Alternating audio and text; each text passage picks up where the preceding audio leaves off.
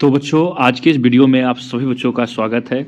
आज की इस वीडियो में बिहार एनएमएस एग्ज़ाम 2026 के बारे में फुल डिटेल्स चर्चा करने वाले हैं कि एग्ज़ाम कब होगा, एग्ज़ाम पैटर्न क्या है और पास कैसे करें, फॉर्म कैसे भरे, टोटल चीज़ के बारे में A to Z आपको बच्चों इस वीडियो लेक्चर में बताया जाएगा।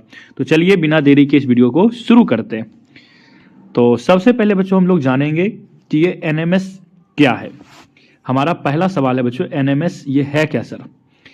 एनएमएस जो है बच्चों, national means cum merit scholarship अर्थात राष्ट्रीय आय मेधा छात्रवृत्ति एक परीक्षा है जो केंद्र सरकार की छात्रवृत्ति योजना है। इसका उद्देश्य आर्थिक रूप से कमजोर लेकिन मेधावी छात्रों को आगे की पढ़ाई के लिए सहायता देना है। तो ये एक बच्चों हम कह सकते हैं स्कॉलरशिप, ये एग्जाम है।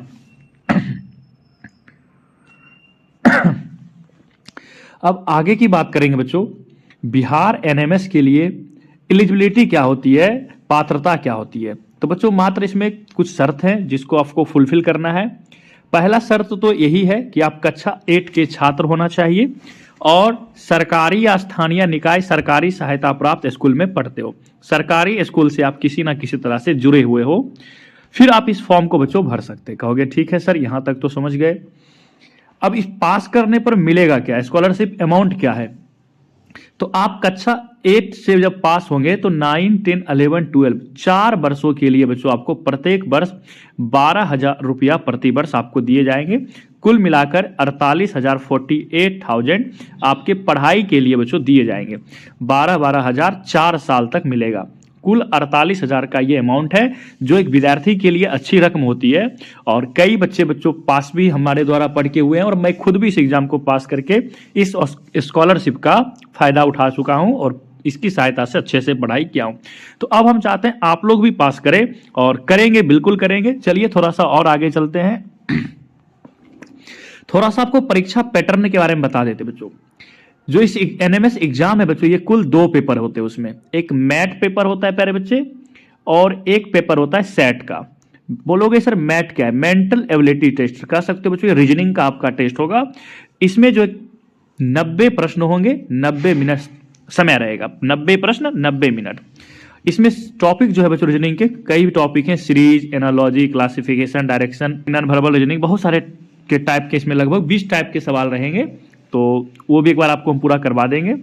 फिर बच्चों सेट आपका होता है। सेट जो होता है बच्चों, ये भी प्रश्न इसमें 90 रहेंगे और समय 90 मिनट और विषय इसमें 35 साइंस के सवाल पूछे जाएंगे और 35 आपके सोशल साइंस रहेंगे और 20 मैथ, अर्थात ये भी 90 नंबर के एग्जाम हो गए। 90 मिनट आपके पास टाइम है। मार्किंग की बात करें बच्चों, हर प्रश्न 1 अंकों का होगा। गलत उत्तर पर कोई निगेटिव मार्किंग नहीं है, निगेटिव नहीं है, ये ध्यान रखिएगा। तो अगर हम बात करें अब पासिंग मार्क्स की, तो आपको पता है बच्चों मेट और सेट 2 पेपर होंगे, दोनों 90-90 अंकों के होंगे। ठीक है। जनरल ओबीसी के जो बच्चे होंगे, जनरल या ओबीसी, उनको दोनों में 40-40% नंबर लाना पड़ेगा पास के लिए। और SC ST मात्र 32-33% लाएंगे तो वो पास हो जाएंगे। हालांकि अब ऑल ओवर में भी बच्चे ले आते हैं तो पास माने जाते हैं, सेपरेट नहीं भी लाते हैं तो कोई प्रॉब्लम नहीं होती है।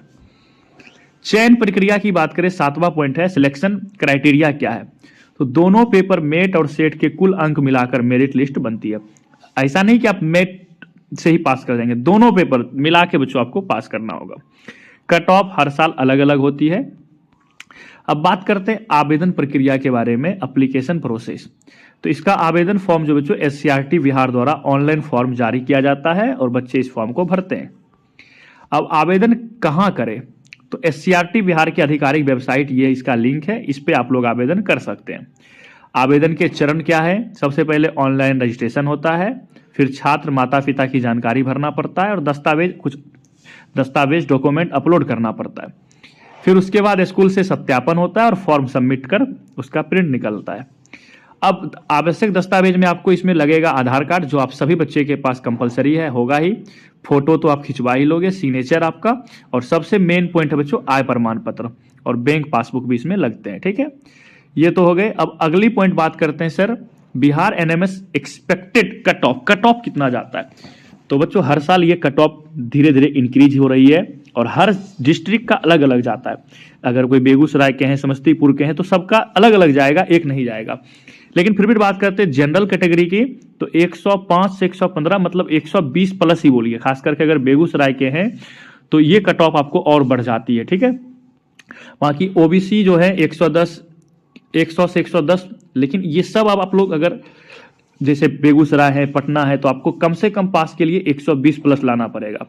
वहीं अलग अलग जिला का कट ऑफ अलग अलग जाता है, किसी किसी जिला का 90 नंबर पे भी रिजल्ट बन जाता है और किसी किसी जिला का 120 प्लस पे भी रिजल्ट नहीं बनता है, ये सच्चाई है बच्चों। तो अगर बेगूसराय के हैं तो आपको 120 प्लस लाना है, बाकी अदर जिला का कितना कट ऑफ रहता है उसके लिए हम सेपरेट वीडियो बना देंगे। अब बात करते हैं बच्चों ये SC ST का, तो 90 से 100 हो गया और ST का 85 से 95 अंक पे आप पास कर जाइएगा।